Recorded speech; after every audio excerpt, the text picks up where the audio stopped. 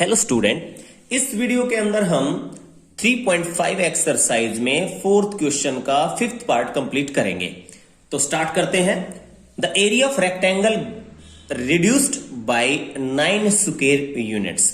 किसी रेक्टेंगल का area 9 square units घट जाता है if its length is reduced by 5 units, अगर हम उसकी लेंथ को 5 यूनिट घटा देते हैं। And breadth is increased by 3 units, और ब्रेड्थ को हम 3 यूनिट्स बढ़ा देते हैं और लेंथ को घटा देते हैं 5 यूनिट, तो हमारा ओरिजिनल एरिया 9 स्क्वायर यूनिट्स घट जाता है। तो ये पहले कहता है if we increase the length by 3 units, लेकिन अगर हम उसकी लेंथ को 3 यूनिट बढ़ा दें and the breadth by 2 units, और ब्रेड्थ को 2 यूनिट्स बढ़ा दें, एरिया इंक्रीजेस बाय 67 यूनिट्स, तो एरिया 67 स्क्वायर यूनिट्स बढ़ जाएगा।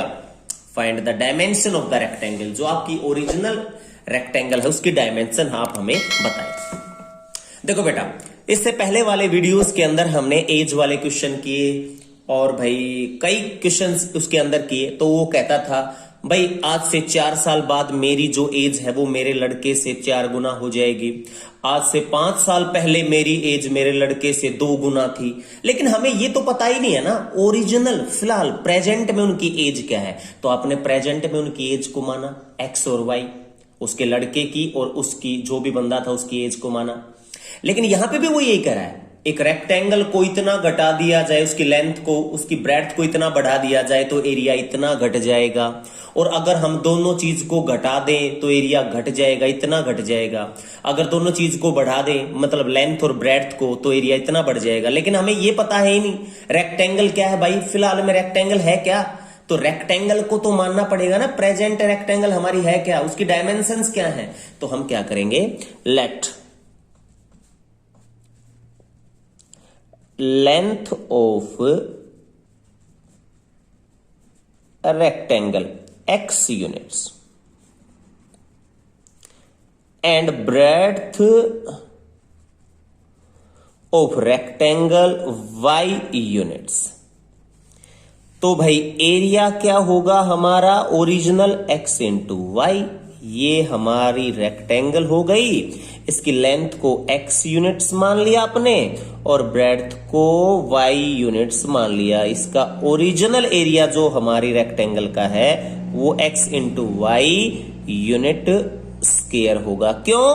क्योंकि भाई ओरिजिनल लेंथ हमारी x है और ओरिजिनल ब्रेड्थ हमारी क्या है, y है।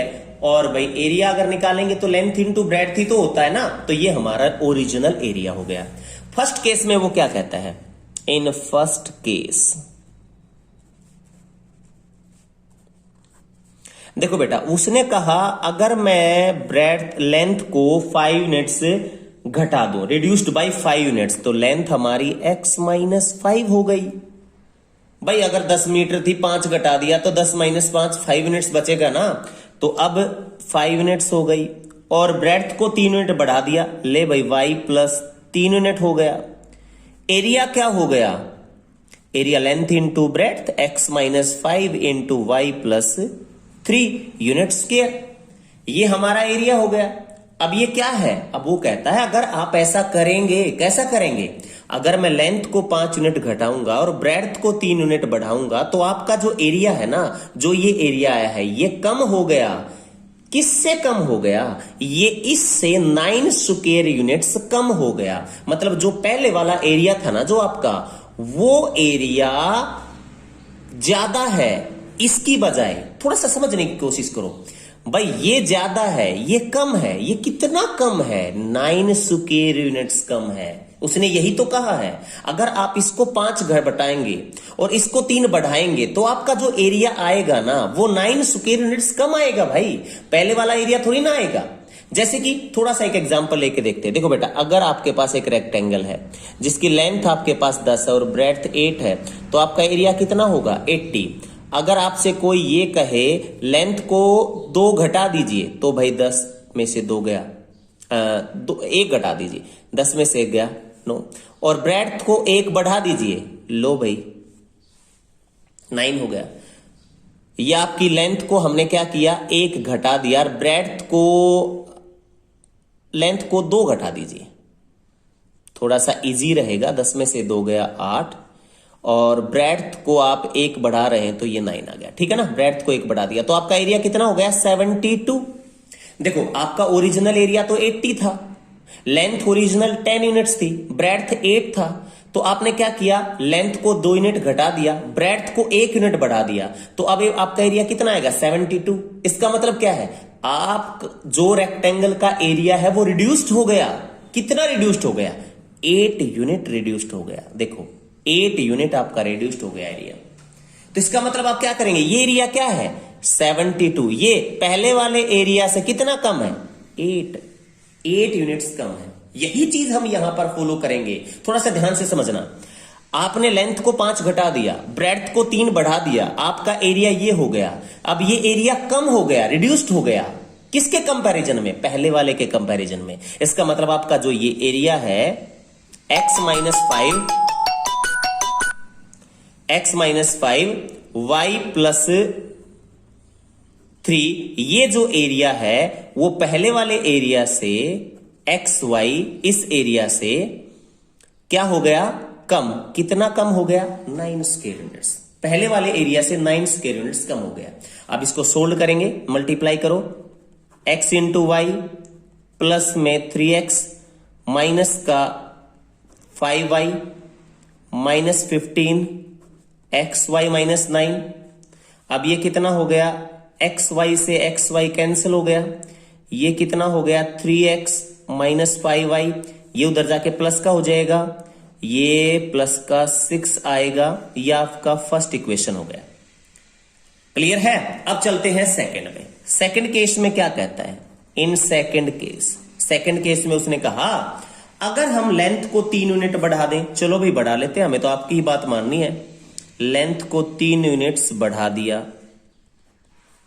और ब्रेड्थ को 2 यूनिट बढ़ा दिया, ले भाई ब्रेड्थ को 2 यूनिट बढ़ा दिया, तो एरिया कितना हो गया x प्लस 3 इंटू में y प्लस 2, आपका एरिया इतना हो गया।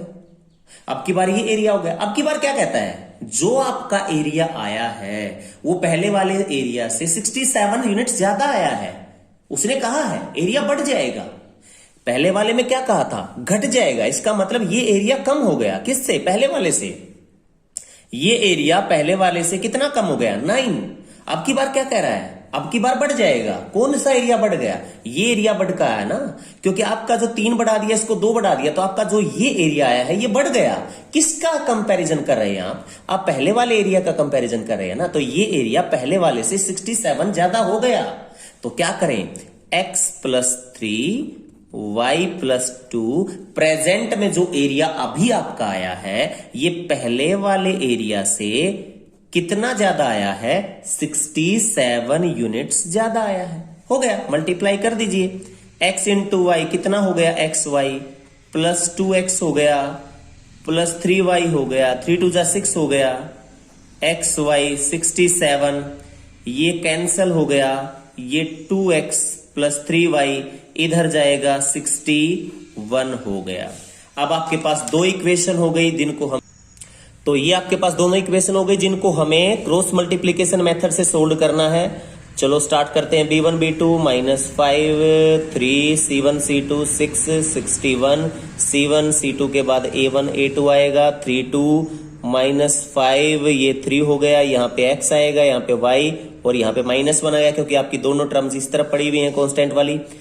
x अपॉन में मल्टीप्लाई करेगा, 5 1 जा 5 5 6 जा 30 माइनस और ये 18, y अपॉन में 12 और ये 3 1 जा 3 3 6 जा 18 इज इक्वल टू -1 अपॉन में 3 3 जा 9, माइनस में ये प्लस का 10 हुआ, x अपॉन में माइनस का 323, y अपॉन में 171 -1 अपॉन में 19, और अब क्या करेंगे x अपॉन में -323 इक्वल टू -1 अपॉन में 19, y अपॉन में 117 -1 अपॉन में 19।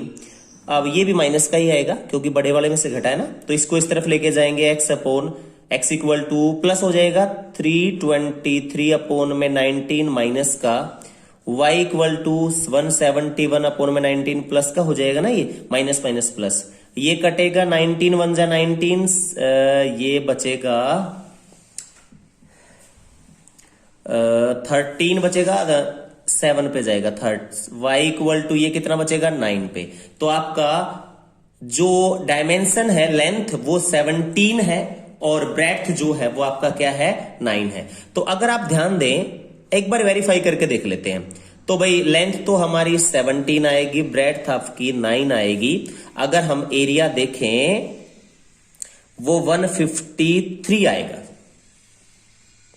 Original area. अब वो स्टार्टिंग में कहता है अगर मैं इसको 5 यूनिट घटा दूं तो भाई ये 12 हो जाएगा, और इसको हम 3 यूनिट बढ़ा दें तो ये 12 हो जाएगा। तो ये कितना होगा 144। तो भाई ऐसा करने पर अगर हमने इसको 5 यूनिट घटा दिया और इसको 3 बढ़ा दिया तो एरिया 144 हो जाता है। तो ये एरिया जो आपका 153 था रेक्टेंगल का, जो ओरिजिनल एरिया था, वो क्या कर गया, घट गया ना। कितना 9 स्क्वायर यूनिट्स घटा ना।